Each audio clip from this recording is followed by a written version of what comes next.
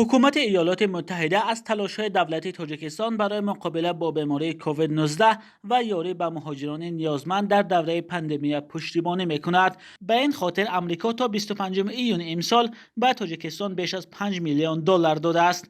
در این باره من مولا رجب یوسفی گزارش می‌دهم. از این حساب آژانسی رشد بین‌المللی آمریکا یا یوساید تقریباً 1.2 میلیون دلار جدا کرد. این کمک برای تقویت توانایی‌های ساحه تندرستی تاجیکستان، خریدن وسایل اولین درجه برای نظارت و پیشگیری از بیماری، بلند برداشتن ظرفیت آزمایشگاه‌ها، واکنش فوری و اطلاع رسانی درباره خفت پاندمی صرف می‌شود.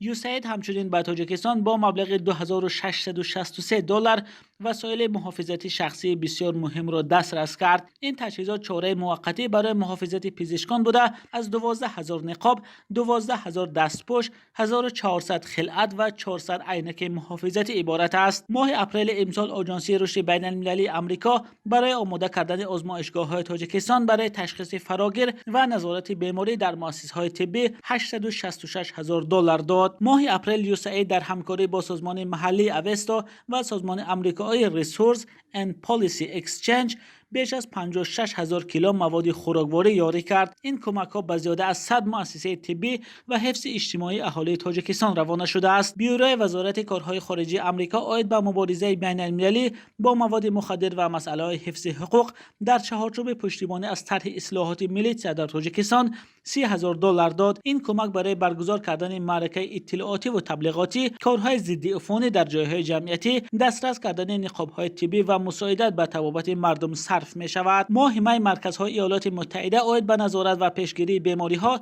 برای خریدن تجهیزات آزمایشگاهی برای سنجش کووید 19، تشکیل دوره‌های آموزشی به کارمندان ساحه طب و رسانیدن یاری تکنیکی به مرزبانان 169 میلیون دلار داد. ماه ایون یوساید و بنیاد آقاخان به تاجیکستان برای مقابله با بیماری کووید 19 به مبلغ 2.6 میلیون دلار کمک کردند. این یاری‌ها بهتر کردن صفت کمک به بیماران، بخصوص بیماران وزنین، تشکیل جایهای کاری، دستگیری قشر نیازمند اهالی، کم کردن پهنشوی ویروس، اطلاع رسانی به مردم درباره کووید 19 را در نظر دارد. ماه ایون امسال یوساید و سازمان جهانی مهاجرت به بیش از 600 مهاجر درمانده تاجیک در سرحد قزاقستان و ازبکستان کمک کردند که امن به وطن برگردند. این کار با هماهنگی حکومت‌های قزاقستان و ازبکستان و تاجیکستان صورت گرفت. در دوام 20 سال اخیر ایالات متحده آمریکا به تاجیکستان بیش از 1 میلیارد دلار سرمایه گذاری کرده است، از جمله برای بهتر کردن نظام تندرستی، حفظ مادر و کودک و مبارزه با بیماری‌های ویچ اسپید